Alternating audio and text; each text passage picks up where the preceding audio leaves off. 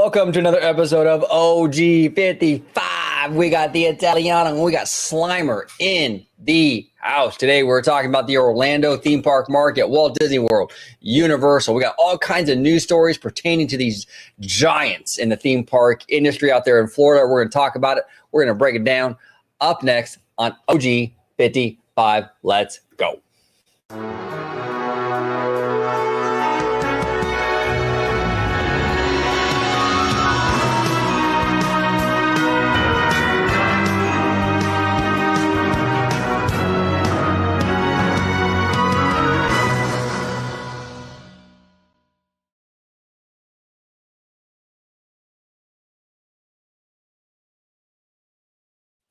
Welcome aboard, everybody, to another episode of OG55. We got a fantastic panel today. We got Slimer, we got the Italiano with me today.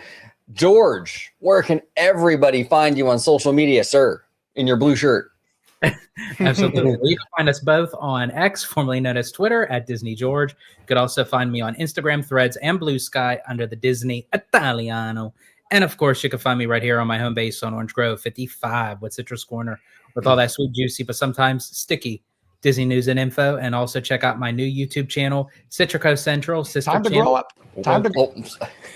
Sorry, that was I hit the Newsome button by accident. I do apologize. Go ahead one more time with the Citrico Central. My apologies. I dropped my highlighter. Yeah, you're all good. No, because what was funny was because like when you hit it at the same time, like I saw my lips move, but I heard Newsome's voice coming out of it. So it's it's actually an old drop during the pandemic and the lockdowns. Time to grow up. Yeah, well, you know, a classic Newsome quote. But go ahead, George. I do apologize. I cut you off. Not a problem. But and also check out my new YouTube channel, Citrico Central, sister channel to Orange Grove 55.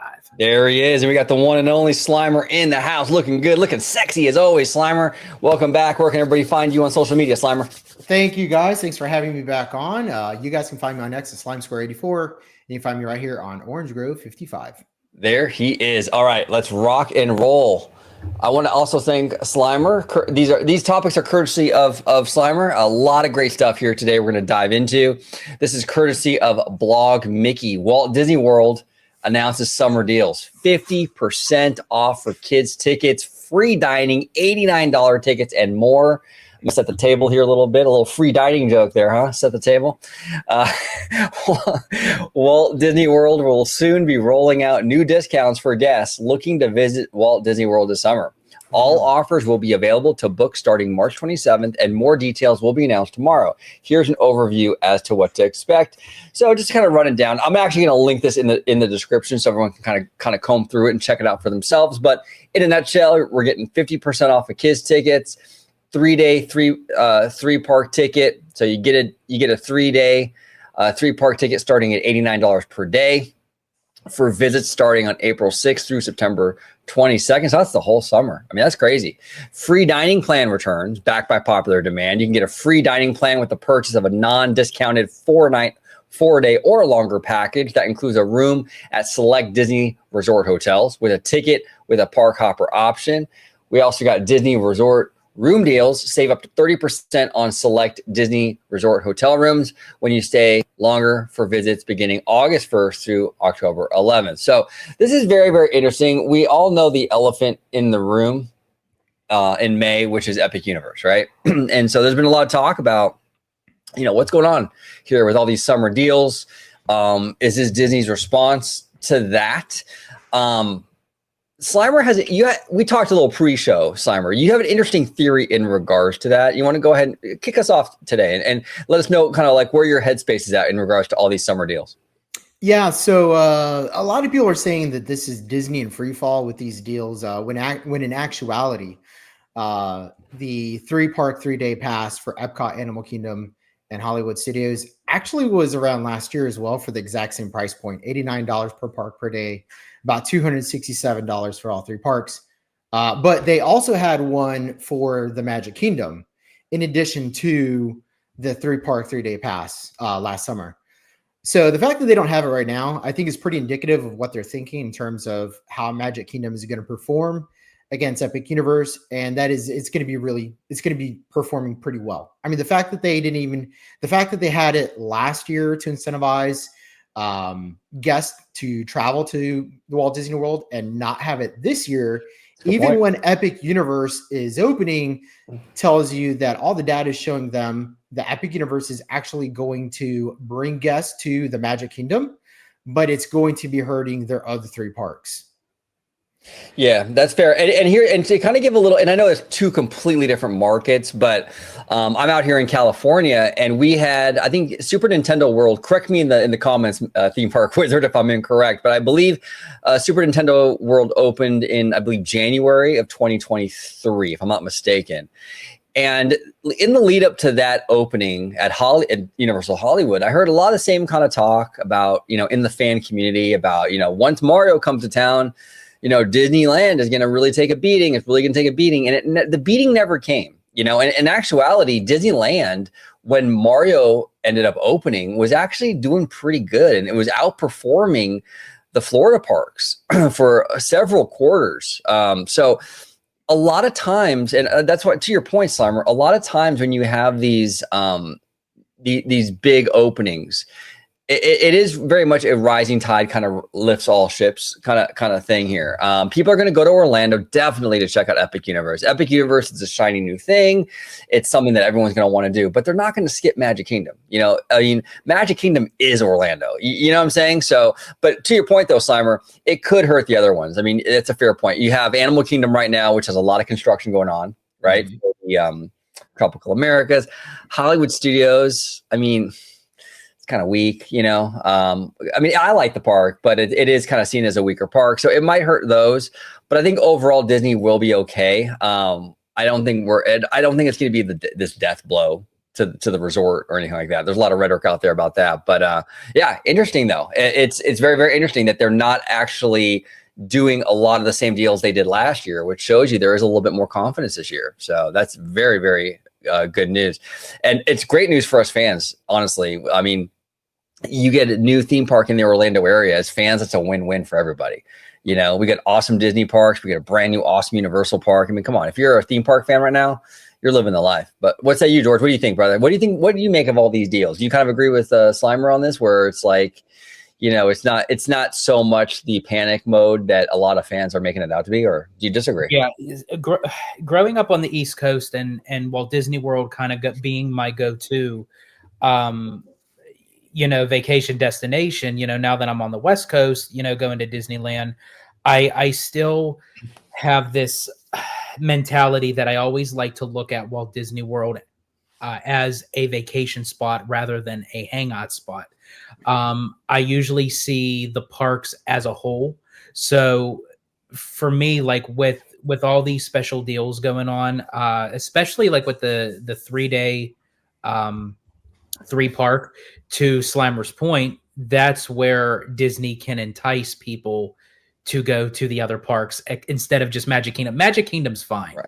Yeah. Right. Magic Kingdom will never have any issues whatsoever. But by adding this 3-day 3-park ticket on top of everything else, kids 50% off, percentages off of hotels, that will encourage people to visit the other parks, because I love Walt Disney World, but if you were to take those parks and take them out of that equation and put them by themselves, they would never stand up on their own. But these parks work really well together within the resort complex. They do. And here's the thing too, George, I'm really glad that you brought that up, because that's a fantastic point. When I went to Walt Disney World, my one and only time, about a year and a half ago with you, right?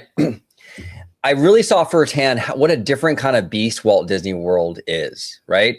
Because a lot of people seem to think like, well, Universal is going to build more parks, therefore Disney's in trouble. And I do believe it's competition, and it's healthy competition. That it's fantastic.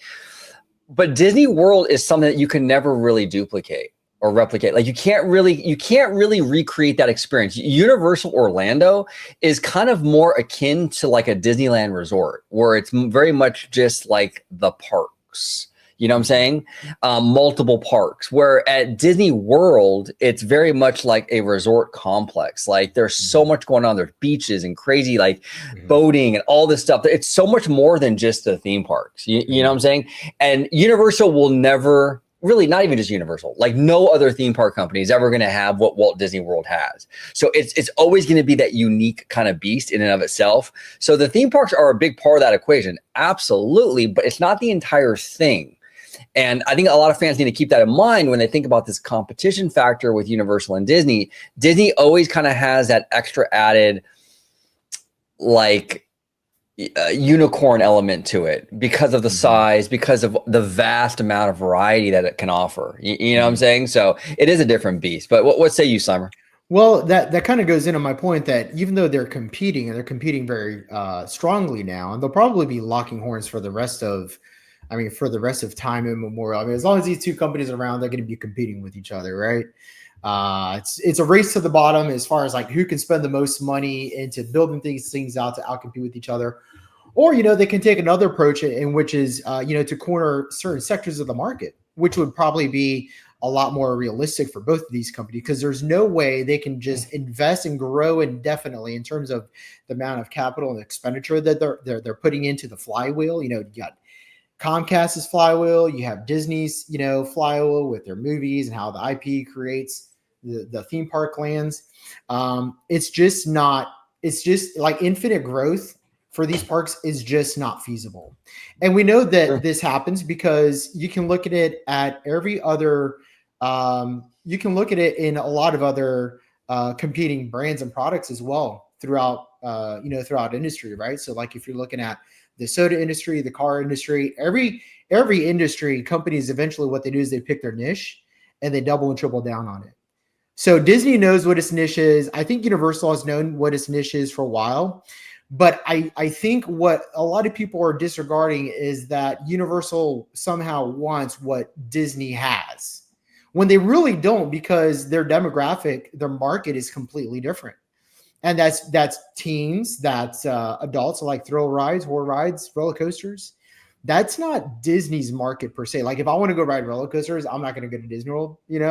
I'll ride Cosmic Rewind. I like Tron, kinda. Tron's okay.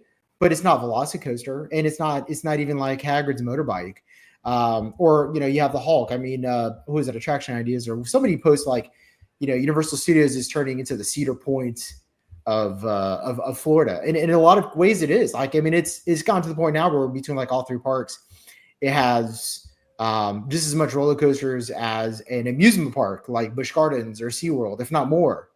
So what does that tell you about the demographic that Universal is going for? So what I'm saying is like they are competing, but whereas Disney at one point held like 80% of the market share of theme park tourists, I think eventually they might end up like 60, 65. Disney's going to have a strong 30 to 40%. And it's going to be healthy for both companies, because I can definitely agree what you're saying as far as like Universal's demographic, because even when I took my son for the very first time, or attempted to Universal when he just turned 4.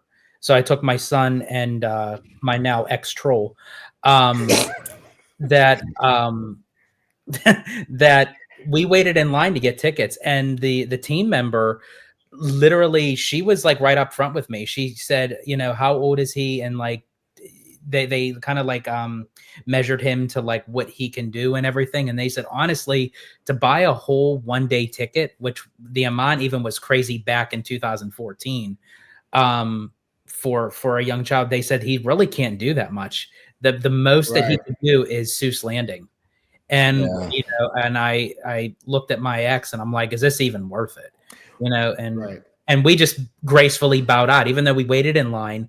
So we actually went back to Disney World, because that was the time where we had our annual passes, but we didn't, obviously there was no reservation system then. So oh, I'm sorry. Is that your ex-wife, George? I do apologize. I'm just kidding. I'm really looking forward to seeing her in Shrek 5. There you go. Exactly. Can't wait. So that's why the animation's all distorted. Right, there you go. But anyway, so but yeah, so that's why I can understand the demographic of the older teens into the young adults for Universal and what have you. And honestly, even going back to what the initial point was to this part of the conversation, and with all these specials and deals going on with Walt Disney World right now, people are looking at it as, oh, well, Disney is scared. They're running with their tail between these legs, so they're booming all these deals out at once. No, it's a strategy, really, because as you said, Slimer, people are coming down for for Epic Universe. NOG, you said like it's the brand new shiny thing, Of course. But like while people are there, Disney's going to say, you know what? While we're here, let's take this as a something positive, and let's just throw all these deals out at people to entice them to say, well, you know what?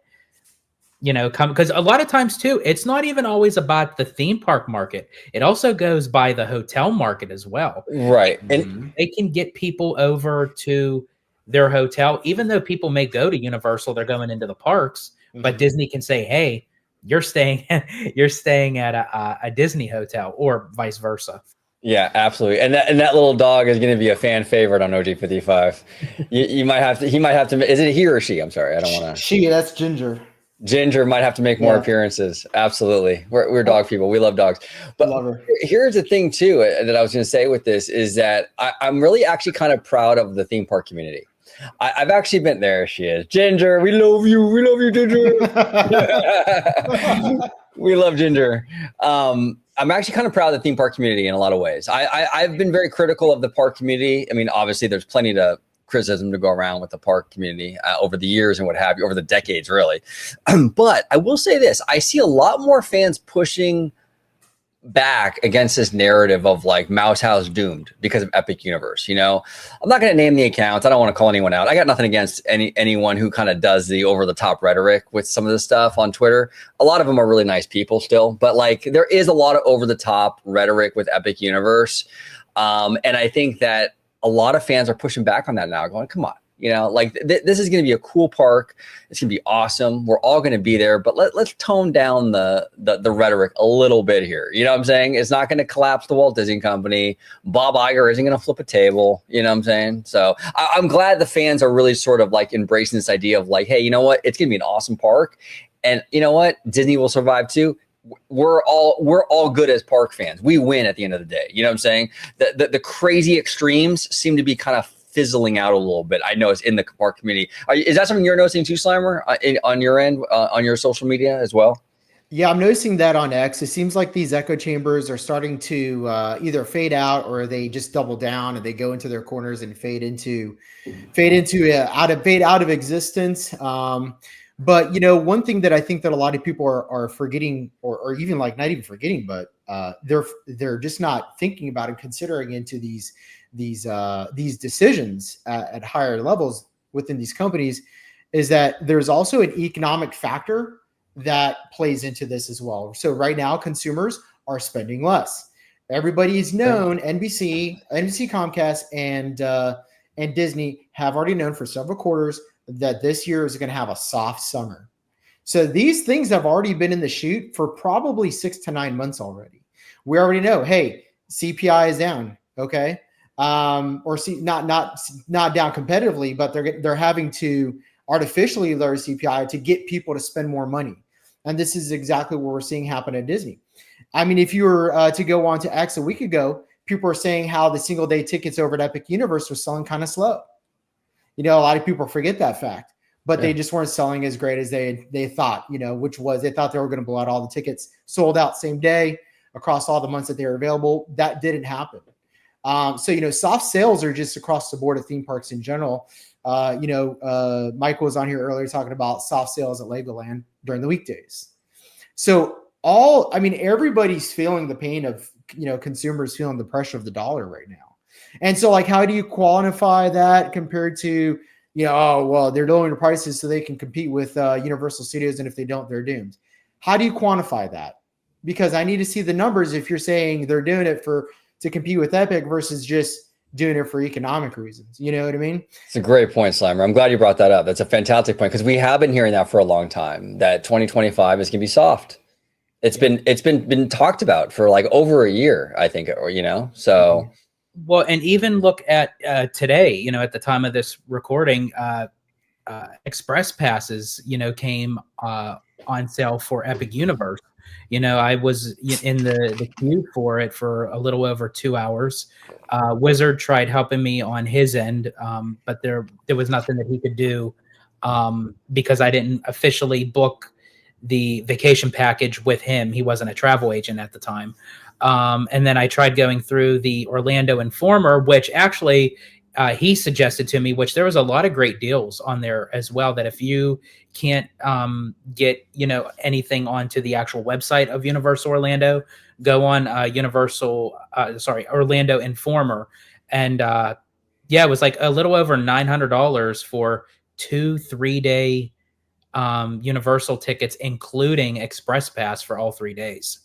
That's a good deal. Which is really good. And again, you don't have to worry about the hassle of, you know, waiting in a queue or anything. The reason why I couldn't do it was because, again, I already had the package booked. You have to actually buy tickets right out from the Informer to get the Express Pass. But shortly after I did get the 1-day Express Pass for Epic Universe, Slimer, you messaged in the group chat saying that the sales have been paused. Which I actually wasn't aware of. So I guess I got it in that sweet spot, because even before that, Wizard told me that the site had crashed and they paused the sales then as well. Yeah. It's crazy. So there's a lot going on here, but we'll keep an eye on it. Epic Universe is we're almost into April now, so we're only about a month away. So this is getting exciting. It's gonna be fun. It's gonna be a lot of fun. But we got more stories to talk about, including this one, which is actually very surprising to me. This is from friend of the channel, Alicia Stella. We love Alicia. Make sure you follow her on all platforms. She's an amazing content creator and a really, really sweet girl. Check her out. She's been amazing on the Epic Universe front. I just want to say that. Her passion for this park is unmatched, and her coverage and her scoops have been just top tier. So make sure you show Alicia Stella and Park Stop all the love. It says here, breaking news, as Walt Disney World announces Buzz Lightyear Space Ranger Spin will close August 2025 to get an all-new game engine, new blasters, reactive targets, and new ride vehicle style. And I got a new play test with the new blaster, so you can check that out. check her content out. I'll link it down below. But this is kind of crazy to me. I mean, this is an attraction that we got out here at Disneyland for Disneyland's 50th anniversary. Disneyland is on the cusp of celebrating their 70th anniversary. We've had this thing for 20 years. And I think when we got it, you guys in Florida already had it for a few years. So this thing has been around forever. I'm really surprised that Disney is like really doubling down on this attraction. Like, it's not going anywhere. I mean, they're really there goes Ginger. They're really investing quite a bit. I mean, the new blasters, new targets, you know, a new ride vehicle style. There's a lot going on here. It's a way. The what? A new character they're adding to the ride itself. A new character. I was not aware of that. Who are they adding? Oh, buddy. I believe the characters. Yep, right there. Okay. See, yeah. So this ride's here for a very, very long time. George, what are your thoughts on this, man? I mean, are you surprised by it, or are you kind of like I am very surprised. I was not expecting to hear any kind of news on this whatsoever. I thought, like, yes, it is popular, like with the young kids and everything, but I thought, like, I mean, because the ride itself is actually based off of Buzz Lightyear of Star Command, a cartoon that used to be part of like the Toon Disney, ABC Saturday mornings, you know, that kind of like in the early 2000s. And, you know, even though like the franchise itself, part of Toy Story, is still popular, I mean, the ride was very run down. I could actually see how it was run down kind of on both coasts, to be honest with you. Oh, yeah. Which I thought for a long time, whether or not it has anything to do with an update to Tomorrowland, I thought just the ride itself was eventually going to go out and maybe replace it with something a little bit more updated, maybe even more popular IP, whether it was like a shooting target kind of attraction or if it would have been something completely new. But the fact that we're getting a new scene, a new character, new blasters, new vehicles, I mean, basically Disney is saying this ride isn't going anywhere time soon. You got at least another decade on this thing, or more maybe, with all this investment. There's no way they're getting rid of this anytime soon. What are your thoughts on this, Slimer? Yeah, I mean, same thing you guys just said. This is indicative of them doubling down on not just their demographic, but like George said, they're not going to do anything with Tomorrowland for another 10 years. And a lot of people might say, well, why waste the investment into, updating Buzz Lightyear? But again, like, this is a very popular attraction. I mean, at any given day, it's got a 45 to 60 minute wait and a low 25 to 35 minutes. So it's a people eater. There's no reason for them to take a people eater out of the Magic Kingdom, especially since Thunder Mountain is going to be down until next year. Sure. You have Rivers of America that's going to be leveled pretty soon here, probably by Q3, Q4 of this year. So that's going to be a whole thing. I'm really surprised, honestly, that they're going to be taking this down at the same time they're going to be working on Rivers of America, because again, like, this is one of those things that eats up so much guests, not like literally eats them, but like in terms of ride capacity. It's just going to cause a lot of craziness. You know, that craziness that you guys get in Disneyland right there in like New Orleans Square, that whole New Orleans connecting to Rivers of America. We're going to have that on that side of Tomorrowland, over there by Carousel of Progress, a line for Astro Orbiter. It's going to be nuts. Can I ask you both, because this announcement was just primarily for Magic Kingdom's Buzz Lightyear. So far, they didn't mention anything for Disneyland. Now, that might change, in time, because again, Disney likes to do things in twos, especially with Iger and everything. But the difference that this could possibly mean is Disney had already made the announcement that the Fantastic Four was going to do a meet and greet at Disneyland's Tomorrowland, but nothing. Well, and obviously they can't do it at Walt Disney World for the licensing purpose with Marvel. But could that essentially mean that Disneyland's Tomorrowland might get a little bit more of a change without this? It's possible, because they are making moves with Fantastic Four. The meet and greet is definitely a beta test to see how it does in that land, for sure. Disney does this all the time, but as far as I know, Fantastic Four is represented in Islands of Adventure, so Magic Kingdom couldn't use those characters in their park. So it's possible that, like, I'm not saying that, like, Fantastic Four is going to get like a shooter ride like this. I think if they do Fantastic Four, it'll be a much more ambitious experience. I'm sorry. I'll elaborate on that a little more. I meant, do you think by them putting Fantastic Four in there in general as a beta test, that because Kevin Feige had said that, the overall look of Fantastic Four was based off of Disneyland's Tomorrowland, do you think Disneyland's Tomorrowland would get the overall change before Magic Kingdom? Yeah, and even the ride. I mean, it's possible that, I don't think Fantastic Four is going to get a shooter ride like this, but I mean, they might bulldoze that whole building with the little gift shop and the whole thing, and build some other big ride for Fantastic Four right there. You know what I'm saying? I mean, just because Fantastic Four moves into that side of Tomorrowland doesn't necessarily mean they got to reuse this exact attraction. You know what I'm saying? So to your point, George, I mean, it could be, they could bulldoze that whole side and rebuild some sort of big building there that houses some Fantastic Four e-ticket. Who knows? But the fact that they didn't announce it for Disneyland is very surprising, especially since Disney does tend to favor Disneyland a lot. I mean, look at like Galaxy's Edge. Like, all the new additions come to Disneyland first. It's crazy. So why wouldn't this be part of Disneyland's Tomorrowland? So that is very much an eyebrow-raising thing.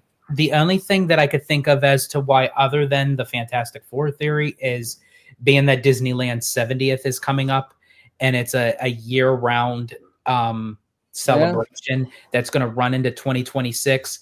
I think Disney is going to try to get as many travelers out to Disneyland as possible for this thing, and I think that they're going to want to have as much opened as possible, despite of how insignificant that maybe Buzz Lightyear may be for the park. But I think Disney's going to want to have everything open for the 70th. Now, after summer of 2026, that might change. Yeah. What are your thoughts on that, Slimer, in terms of like George's theory of like maybe them not announcing it for Disneyland is sort of indicative of some bigger plan or some other, not even a bigger plan, but some other alternate plan? Do you think that's possible? Or do you think it's just, hey, timing, the 70th, you know, maybe they don't want to bring it down right now? Yeah, I think it's a little bit of both. I think the reason that we're not seeing Pandora, we don't have any permits for it yet, which indicates it's not going to be built by the Olympics. Because I mean, if they had a permit pulled now to start construction, it would have to start this year in order for it to be done in 2020. It took 3 years to build Pandora in Walt Disney World. It's going to take them at least another 2 to 3 years to finish that by the Olympics. So, like, if they don't start, what are you going to do? Start it in 2027, a year before the Olympics, and then you're going to have DCA not ready for all these international guests coming into Vizio Park. And oh, by the way, they're also going to be working on Avengers Land because they're going to put 2 new e-ticket attractions over there, or an e-ticket and like a B ticket. There's no way that's going to happen. So a lot of these construction projects are going to be timed perfectly for both the Olympics and for when Coco 2, Avengers Doomsday, and then when Avatar 4 and 5 come out. Because what they're going to do is they're going to release a movie the same year that one of the rides are going to open. You have Coco coming out in 2029. That's when that new ride's going to open. It's a year after the Olympics. It's a good time to do it. They start working on it in 2027. Fine. You have that one attraction that's all that they're working on in DCA during the Olympics. Not a big deal. They'll finish Avengers by the Olympics. Obviously, you want that to be open by the time the Olympics happen. Like, why wouldn't you? Because that showcases the best. And I'm going to call it now. I think that the Avengers e-ticket attraction is going to be one of the best e-ticket rides on the West Coast. Well, and you know, Summer, I'm glad you brought that up. And I wouldn't be surprised if it was. I agree with you on that, because I think a lot of fans are being very closed-minded with this Infinity Defense attraction, because they see the ride vehicle, they see the screens, and it's like, well, it's just going to be Transformers. It's like, I've been saying it for a long time. You can literally have the same ride system and have a completely different experience. You have literally the same ride system with Small World and Pirates. And what a difference music, set design, and all that stuff makes for that experience. You have Dinosaur, which usually utilizes the same ride system and the same layout. Right. And it's a completely different experience in Indiana Jones Adventure. You know what I'm saying? So I think the poo-pooing and the kind of dismissing of this e-ticket because, well, it's just going to be Transformers or it's just going to be the Peter Pan thing in Tokyo. We don't know what kind of technical tricks and all kinds of crazy stuff they're going to do with this thing. So it wouldn't surprise me. Plus, we also have to understand here that, like, Bob Iger loves Marvel. He is that's his baby, you know, and he's very tight with Kevin Feige and stuff. I don't think, at least for the e-ticket, they're going to allow them to go cheap with it. I think they understand the assignment that they need a wow Marvel attraction. Now the other thing, the Kuka arm thing, I don't know. That's a little bit of a weird thing. It feels like a little bit of like a, hey, we have some extra Kuka arms lying around. Why don't we utilize them? I'm not so sure about that one. But the e-ticket, I think, might be, like, to your point, like a fantastic, attraction. Well, why wouldn't it be? I mean, it's based off of the biggest blockbuster of all time. So, I mean, why wouldn't you try to make it the best thing possible? And in that case, the best dark ride on the West Coast. I mean, it's other than Rise of the Resistance, which is also one of the best dark rides on the West Coast. But you always want to up your game, right? I mean, that ride came out over 5 years ago now. So this one theoretically should be better than that, because you should always be trying to improve on the last thing that you did. You're only as good as your last game. So if they're not trying their best to make this the best e-ticket attraction that they've put into one of their parks before the Olympics, right? I mean, because the idea is you're going to sell people on a Disneyland resort experience for all these international travelers. You're going to want return guests, people coming from all over the world. That's going to bring millions of new guests every year. At least that's what the idea is. Like, that should be the business strategy. 100%. And we got more Walt Disney World news. We have a lot coming out of Orlando. This is courtesy of our friend Drew. Drew, the Disney dude, says Disney confirms that, quote, the finishing touches, end quote, are being put on Disney Starlight Dream the Night Away. I do want to say, too, I am, like, super excited for our friends in Florida. Slimer, like, you guys over there have been, like, without a nighttime parade for so way too long. And it's awesome that you guys are finally getting a new one. It looks fantastic. But it says here that the all-new nighttime parade debuts later this summer at Magic Kingdom. More details and the debut date will be shared in coming months. And we see some great artwork here from the Encanto float, which looks absolutely breathtaking. I think Encanto is a beautiful franchise. Actually, these the Latin culture in general, with all the vibrant colors and the beautiful music, really lends itself well, I think, to theme park experiences. You've seen here with Coco. You're seeing it here with the Encanto. This is going to be a breathtaking parade. What are your thoughts, George? This is coming. They're putting the finishing touches on it, brother. I tell you what, like growing up on the East Coast without, like growing up as a kid and always having a nighttime parade at Magic Kingdom, whether they brought the Main Street Electrical Parade for a limited time, or when we had Spectro Magic, so the many years of not having a nighttime parade, at Magic Kingdom was almost blasphemy, So the fact that Magic Kingdom is getting something back in a big way, and it's a new parade, new floats, new music. This was a long time coming, and definitely overdue. I'm very excited for it. Unfortunately, it probably won't be up and running by the time I'm down there in May. It'll probably be shortly after, but just gives me an excuse to go back down. Yeah. It says later this summer. So yeah, it won't be there in May. I can tell you that right now. Probably August, I'm guessing ish. So we'll see. What are your thoughts, Slimer? It's about time. I mean, we've been without a night parade for so many years now. I don't even remember the last time we had one. I think it was like 2016, 2015 was when we had the Main Street Electrical Parade. It's been a long time. And, the thing is night parades have always been a staple for Magic Kingdom. At least when I was growing up, it always had Spectrum Magic. We always had the Main Street Electrical Parade. So to not have it's been kind of weird. I mean, like, I've enjoyed the fireworks shows. But as a kid, I always enjoyed the night parades more, to be honest with you. I mean, it's a different kind of a spectacle. For somebody like me, I liked all the detail work that goes into them. I think there's a lot of craftsmanship here, and the craftsmanship gets better. I mean, I'm not going to say all the new parades are better than the old ones, but if you like craftsmanship and handwork, there's a lot to really appreciate in these kinds of floats. And it just adds like that last little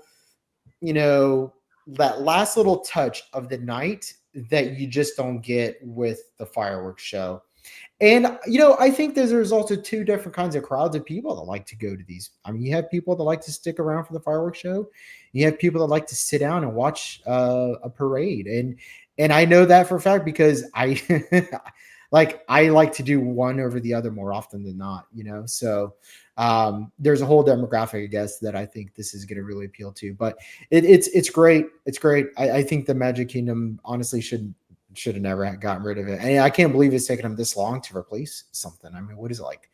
I mean, 7-8 years now since we've had like a legitimate night parade? That's crazy.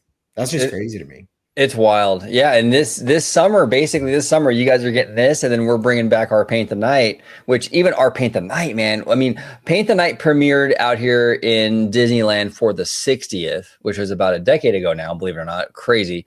And then it came back for a little bit, right, George? But it went to DCA. DCA for a short time, and then that was it. Like 2017 or something, I think, right? Or something like that. Like one or two. It might have been around the time that Pixar Pier opened. So yeah, maybe right before either 2017 or 2018. Yeah. So it's coming back. I'm really happy about that. So, we got some West Coast love with Paint the Night. We got some East Coast love with Starlight. It's good news all around. Absolutely. And honestly, it ties into even like what we were talking about before. I mean, you're going to have a new parade, and then there's also going to be other offerings, which we'll probably get into in a bit, where it ties into with these special offers, the 50% off tickets for the kids, discount on hotel. So it's like an even bigger enticement to say, come during the summertime, you got all these deals, but we're also having a new nighttime parade. And how many years, there's going to be new entertainment, so I mean, it's definitely again, as I mentioned before, it's a strategy where they're tying in, I kind of hate to say it, in a way they're kind of like using Universal to their benefit. As people are coming down for Epic Universe, they're adding these small little things, intertwined in these parks, and it's like, well, here's some special deals for you as well. So it's like, I think between the and I think between the special deals and a lot of this entertainment that they are sprinkling over the top, I think Walt Disney World will be just fine. Absolutely just fine. Epic Universe is going to be a gargantuan hit, I think. Now the jury is still out for me with Epic Universe in terms of what impact it'll have on the other two parks. We don't know how that's going to shake out, but I do think the park itself, this park is going to be such a mega hit for them. I mean, it's going to be packed, absolutely packed, definitely through the summer. And everyone, there's a lot of positive buzz around this park. Monsters Unchained is being touted as one of the greatest theme park attractions ever built. You know what I'm saying? So, it's going to be a huge hit for Universal. Disney's doing the right thing, kind of offsetting with some entertainment, some deals. I think they'll be fine. But yeah, we'll see. But we do have one more story. And this is more entertainment coming to Walt Disney World. Actually, more specifically, Disney's Hollywood Studios. Again, this courtesy of our friend Drew, the Disney dude. We love Drew. Drew's the homie. We love Drew. Drew, you got to come back on the show. Got to get Drew back on the show. Disney Villains Unfairly Ever After and The Little Mermaid, a musical adventure, will debut on May 27th at Disney's Hollywood Studios. So this is coming up. This is going to be maybe like a little over, like maybe like a couple months now. This will be there. I'll be there for opening day for both of them, because May 27th is the time of my 4-day part at vacation for Walt Disney World. So I told Abby, I was like, May 27th, we're going to Hollywood Studios. There it is. Yeah, why not? I'm very curious to see how this villain show is, and I think that's what I'm the most curious about, is the villains, how they handle that, Yeah, because that's going to be a really good predictor of what kind of tone and vibe they're going to go with villains. And again, like I've said it several times now, I feel like it's worth reiterating because not everybody watches every episode, right? But right. The villain's land may not be what everybody thinks it is, which is a direct competitor to the Darkmoor. What is it? The Dark Universe. This could have Mickey's Not So Scary Halloween Party tone. And again, like, why wouldn't it? Because Mickey's Not So Scary Halloween Party sells out every year, right? There is a demographic that loves Mickey's Not So Scary and that will never go to Halloween Horror Nights. Or maybe it's because the kids aren't old enough to go to Halloween Horror Nights yet. They're still in like the baby step, early stages of theme park going. So if that's who they're going for, yeah, they're going to go for a lighter hearted, fun, kind of spooky, darky, hocus pocusy feeling Villains Land.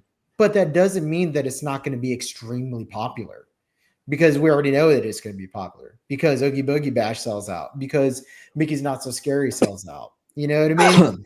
So I think that's something that people need to keep in mind, and don't be disappointed if it's got that, nightmare phantasmic feel to it.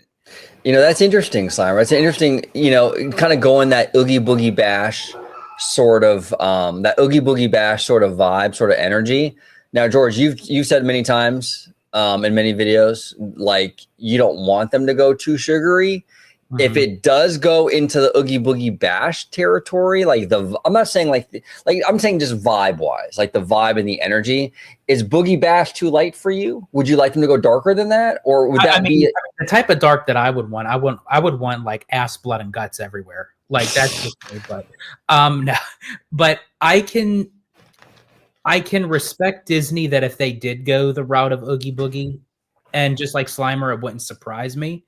Because with villains, they are kind of in a more limited predicament than what Universal would, because Universal can have that edgy, really dark PG-13 kind of vibe with the attractions, with the restaurants, with the overall aesthetics of the land.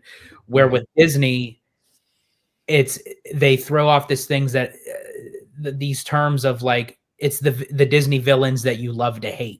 They don't want kids to be frightened in a sense of that it's like, okay, like Maleficent is a badass and and this and that, like, so they want kids to lean towards them but still kind of give that dark feel to it but not lose that Disney touch, so to speak. So I mean, I could see them going the Oogie Boogie route. I think if they did, I would be okay with that. I would still want it a little bit darker, but if they went Oogie Boogie, I'm fine with it as long as they still kind of keep it in a tone where the villains mean business. Like I don't want to see now. Obviously, with the villain show, there's going to be a lot of singing, a lot of dancing, in a sense, because it's going to be an entertaining show. When it comes to the land, I would rather it be more of the storytelling without any kind of like musical kind of thing. That to me would like completely throw it off. Unless they play like kind of like a creepy music like in the background, like a score kind of thing. Like Right. but like I don't want to see like an outdoor stage show where Jafar, Captain Hook, Corella DeVille come out like this and they're singing and dancing. Like that would throw it off for me. Yeah, and the other thing too that's kind of interesting is like the costuming for I'm gonna go back to the villain thing real quick. So the costuming for the villains that walk around the parks and stuff. Do you feel they're a little too cartoony for Villains Land, George, or you feel like it's like, because like they do sort of like when you look at for example, what I'm trying to say here is when you look at the Universal monsters, Mm-hmm. they have very much this kind of edge to them and they feel very kind of gritty. You know what I'm saying? Yeah. You're not going to get that with Villains Land. You're going to get like the Jafar you see in the parade. Yeah.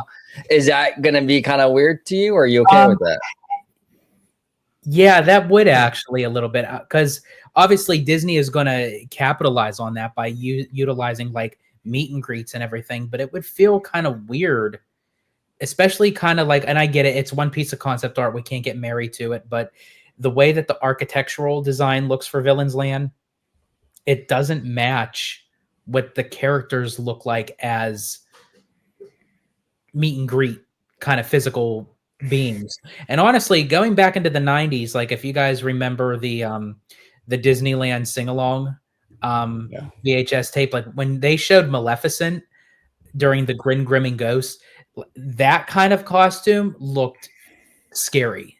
Like she looked frightening, like with the makeup and everything. It felt like as years went on, they kind of like softened her look a little bit. Mhm. So like it's Maleficent, but she's not like too creepy, too scary. Mhm. So for them to do like a meet and greet, I don't know how I would feel about a meet and greet in Villains Land. Well, you know what I think they are going to do is they're going to have a villains dining experience. I feel like that they would be remiss if they didn't have a villains themed restaurant where you can meet Maleficent, whoever.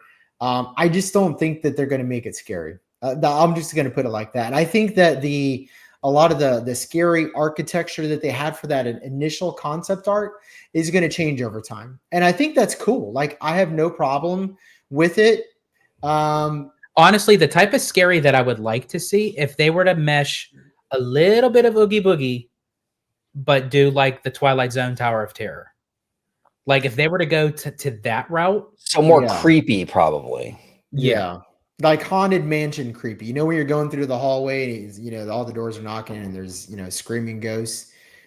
If they can maintain like that level, kind of bring it up a little bit so where it's not that creepy at some points, but the creepiest it gets is the creepy hallway in the Haunted Mansion.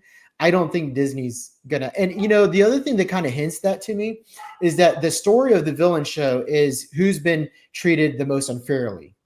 Between who is it, Cruella, Captain Hook, and Maleficent. So it is an audience interaction experience where the audience gets to vote and like have their say into which villain has been treated the most unfairly of them all.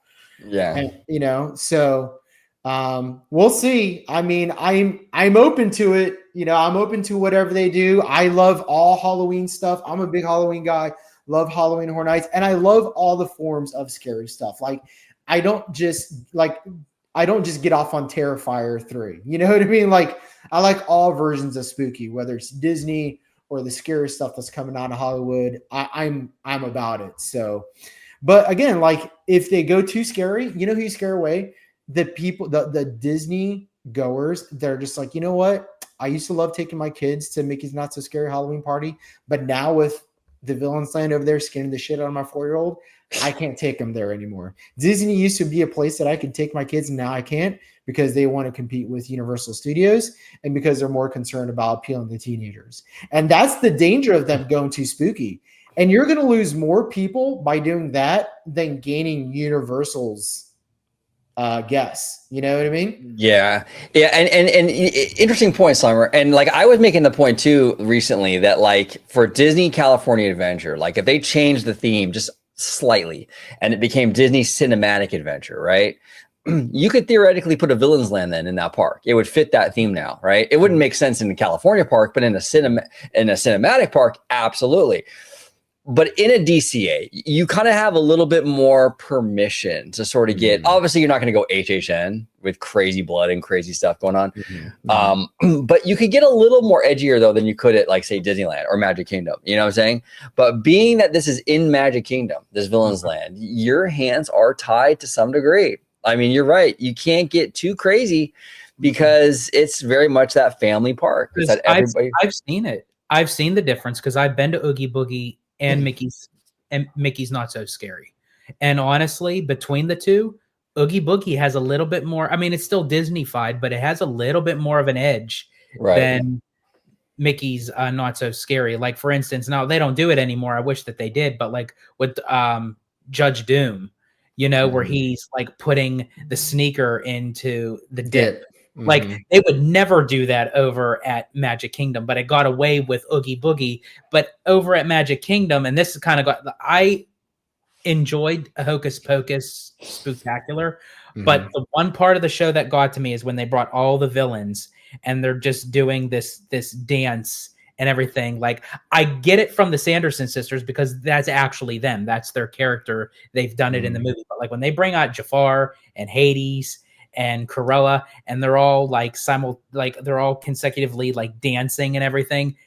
That's the one cringy part for me. I cannot take. And that was also what you described to me, Slimer, of what you just said about this show coming into Hollywood Studios. It kind of also gave off the vibe of a show that I don't even know if it's still on the ship, but it was on the Disney Dream.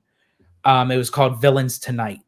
And it was basically Hades hosting that he's not evil enough, and that like his evil-ometer or whatever it's called, he has to fill it up and everything, and he kind of tells these corny like dad jokes and everything, and I'm like, oh my gosh, it's like the late night show like tied with the Disney villains. I'm like, what are they doing? But again, in a way they kind of have to because it falls into the demographic with kids and family, and it's like, so in a way it's not really my cup of tea that I would like to see them go that route with Villains Land, but I can understand if they do, and I wouldn't fault them for it. Now speaking of late night shows and speaking of all things spooky, Universal hit a goddamn home run with that Chucky late night thing at Hollywood. Oh yeah. Yes, that was brilliant. That was like perfect because you took a character that already has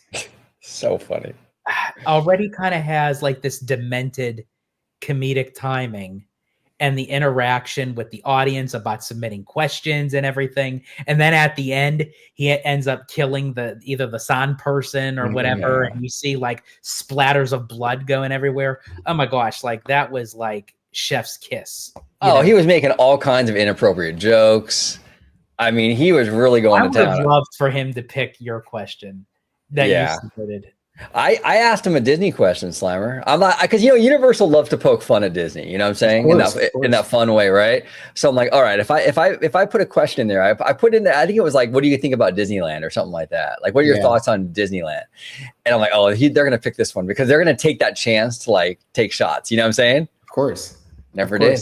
I was shocked. It's funny. I was talking to George and Eva the other day, and this was after I had watched the episode. You're talking about the potential of them bringing The Simpsons into Hollywood Studios, and that it would be really smart if it was really meta, which I totally agree with.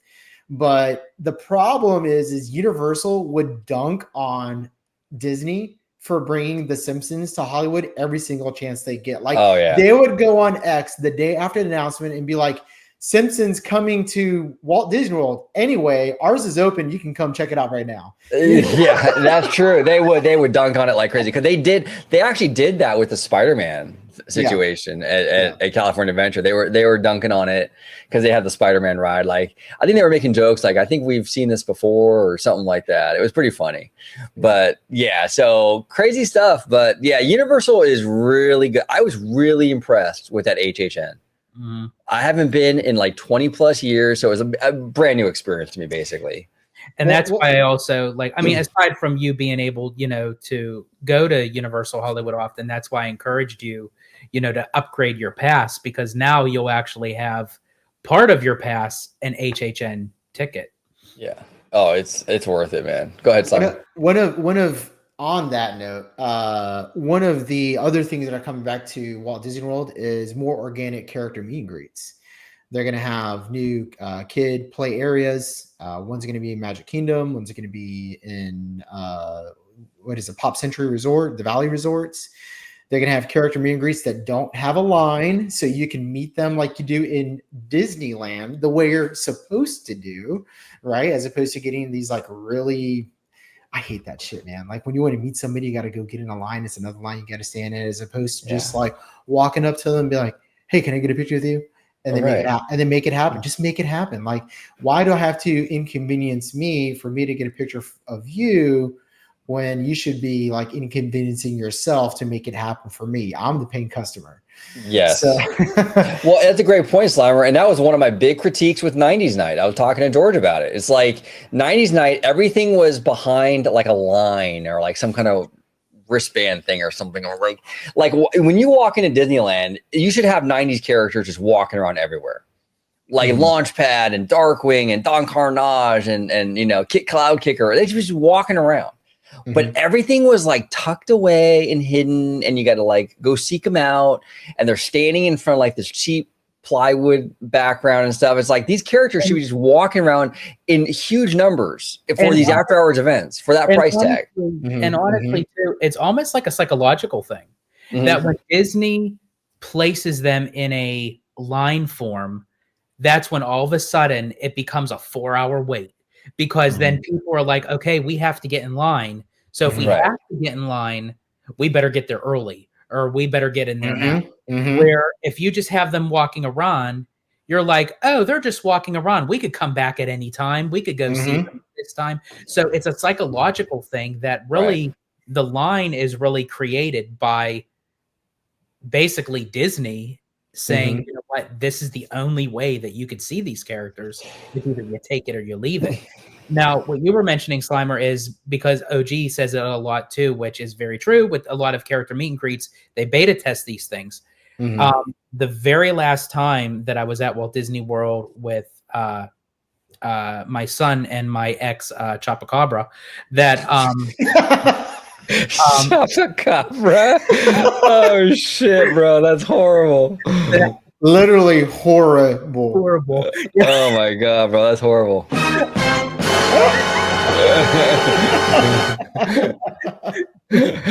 Wonderful. Oh my god. At Pop Century, and they actually had, for the first time, I've never seen it before, they had Goofy and Pluto walking around like the fountain area, like when you're walking from the main lobby to the pools, and there was no line. Kids were just, you know, playing around with them. Pluto was like chasing them and everything, Goofy and everything. So it was kind of refreshing, and it reminded me of how it is like out at Disneyland, because they didn't have a pro rig. So that had to be like three or 4 years ago. So I guess leading up to this point, and I like that too. I think that's why should the characters only be sustained in the theme park runs? If you have an entire resort complex, you know, put them in the water parks, put them in the resort hotels, put them in, maybe once or twice, like here or there, maybe like Disney Springs, like maybe for like an event or something. I'm perfectly fine with that. I can't remember. Your ex-wife agrees, George. Go ahead, Slimer. No, it creates more organic, memorable experiences because I honestly can't remember the last time that I met Mickey Mouse at a hotel. And I think it'd be really cool. I mean, sometimes, like, hey, you might see him like once every blue moon.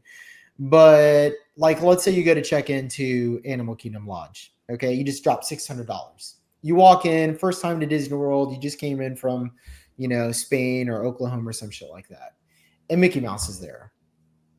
Like before you even get to the park. You know how satisfied you are as a parent. Dude, I love like how you just did like two separate things. You said Spain and then Oklahoma. Like they're actually diametrically opposed. Yeah. Yeah, but honestly, like if I was running Disney, I would incentivize the Spain. Get some nice Latinas over here.